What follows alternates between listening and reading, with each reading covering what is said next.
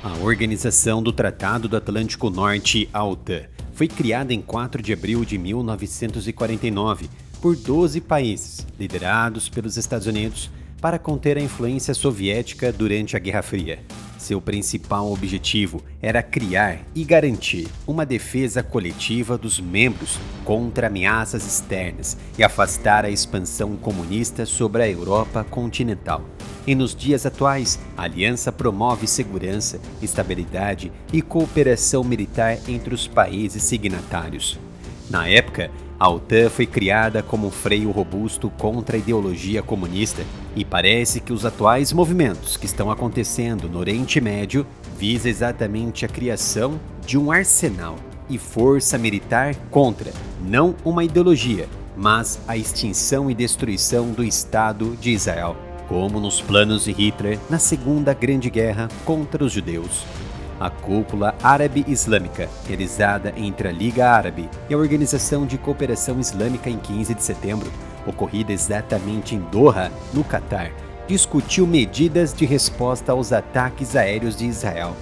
Nesta cúpula, o Egito liderou a expansão dos contatos de bastidores com países vizinhos para pressionar pela criação de um exército árabe unificado com estrutura semelhante das forças da OTAN.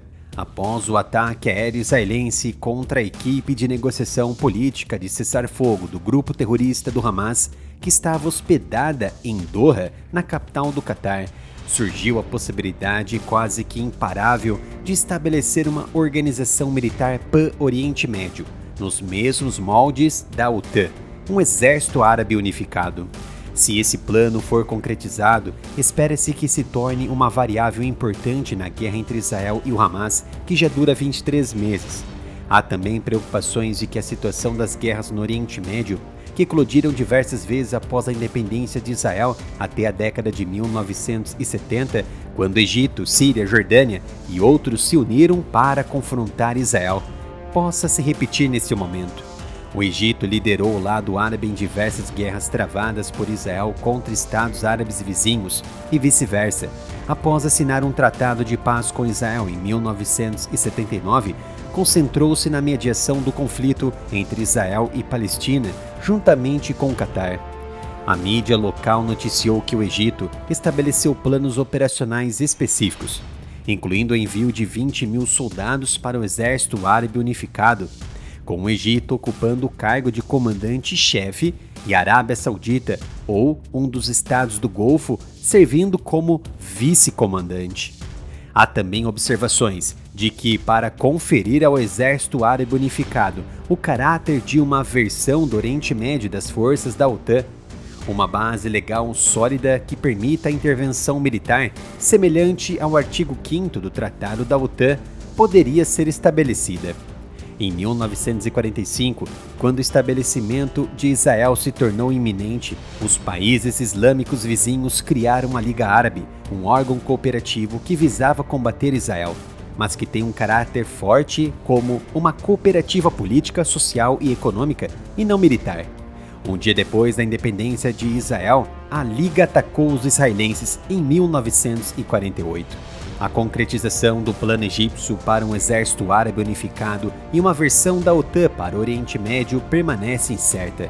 Isso porque, embora tenha sido discutido por diversas vezes no passado, ele tem sido repetidamente paralisado.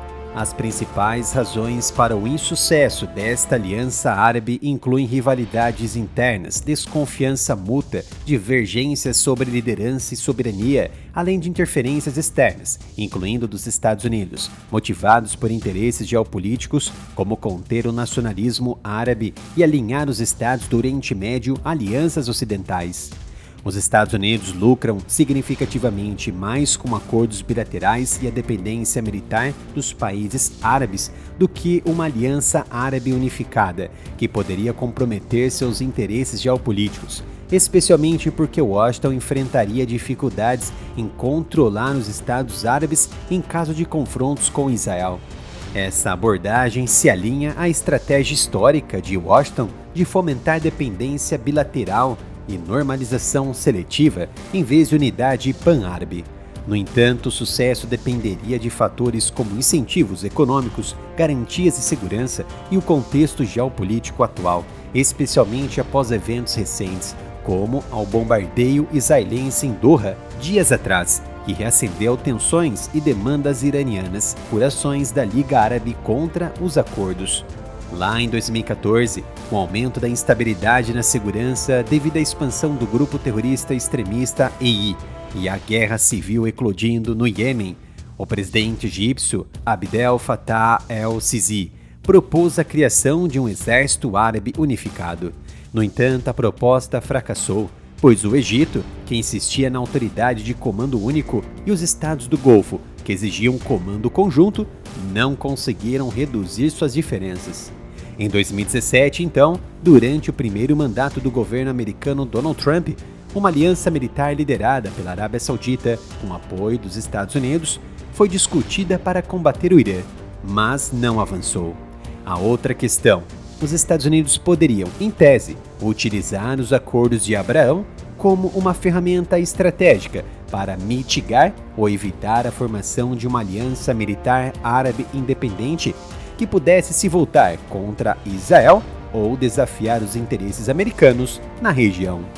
Seu apoio é muito importante para a continuidade do meu trabalho em trazer mais informações, análise e vídeos de excelente qualidade dos principais acontecimentos. Para isso é muito fácil, entre em minha loja de camisetas através do site reserva.inc/área militar e desfrute das novidades, como a camiseta do F-35 sobrevoando a Venezuela.